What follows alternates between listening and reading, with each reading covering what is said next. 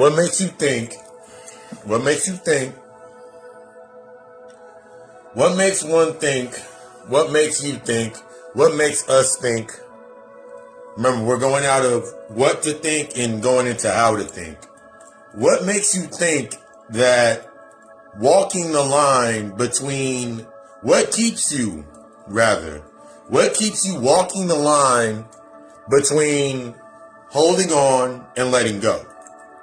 What keeps you, instead of standing behind your standing behind the boundary that you set, you walk on top of your boundary, you walk the line atop of your boundary to see if it's working?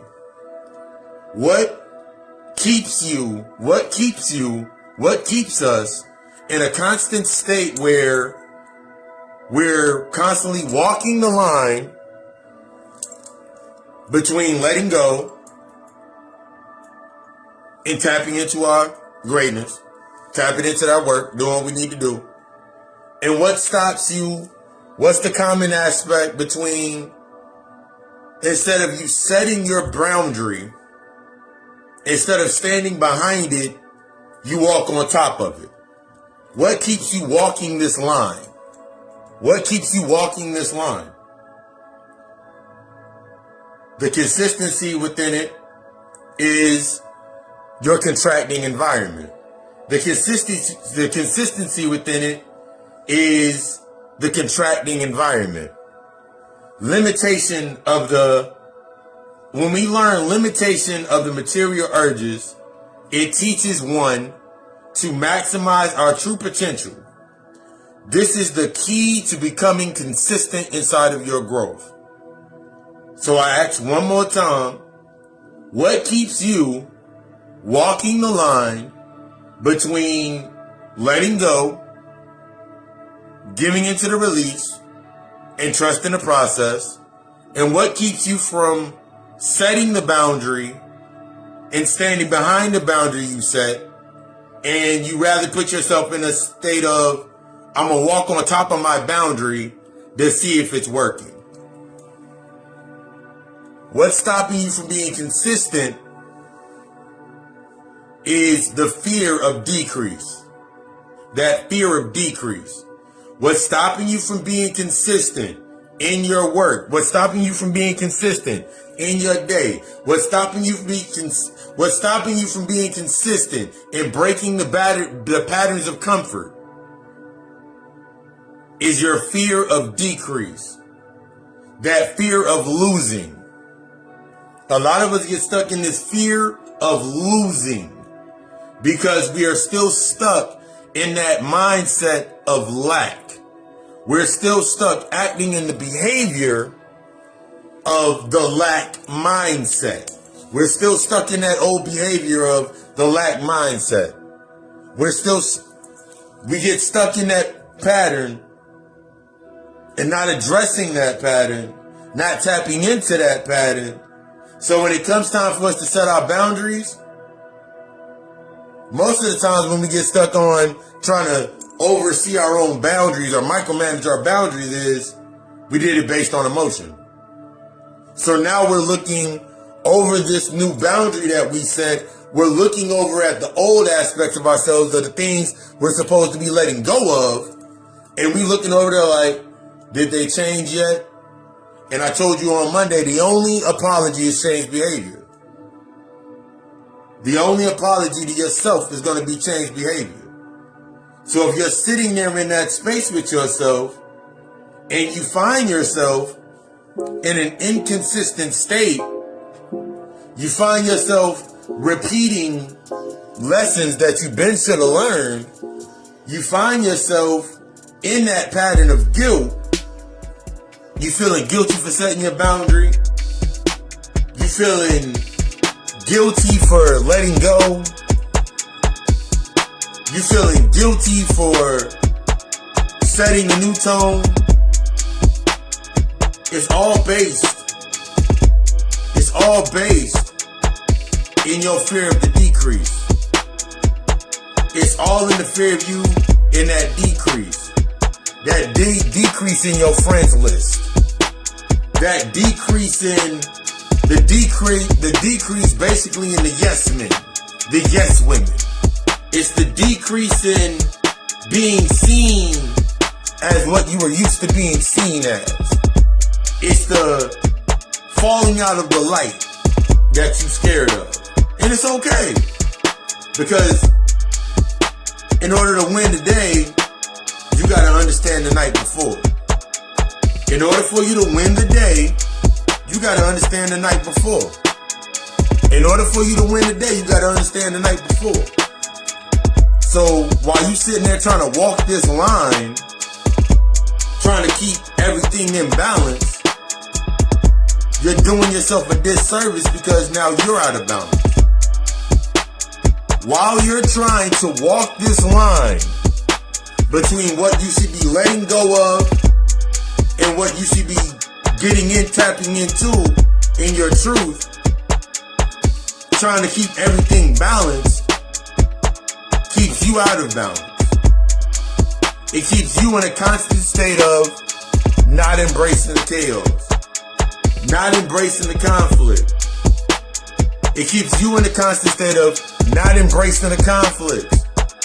You scared of conflict. It's okay. Ain't nothing to fear with conflict. Conflict's a natural aspect of progression. What you scared of, what's getting triggered is your guilt based on that needed conflict. You've been seen for your entire first half of your career down here in the prison. You've been seen as the go-to. You've been seen as the one with all the advice. You've been seen as the one that everybody can go to when they need something. But I want you to take this moment to yourself and realize, when are you going to be the one you need for yourself? When are you going to tap into the consistency of being what you need for yourself? When are you going to tap into that consistency of setting that boundary for yourself and being like, you know what? I'm setting my boundary.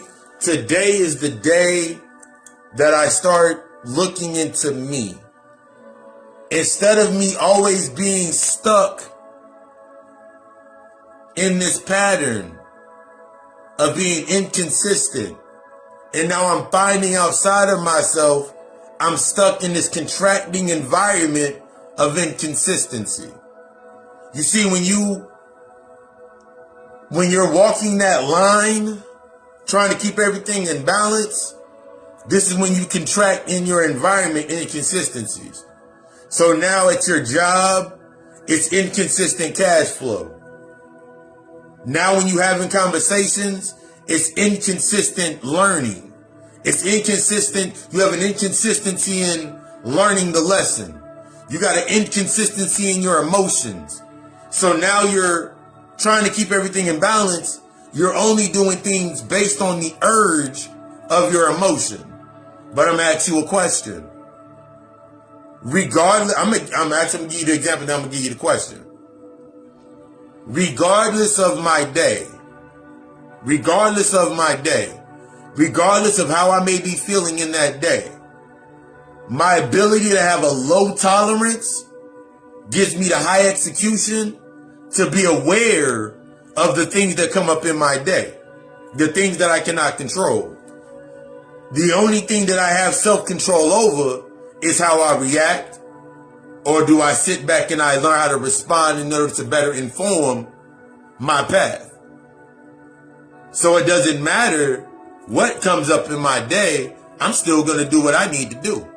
I'm still going to do what's required for me to tap into my greatness. I'm still going to do what is required for me to always move in gratitude.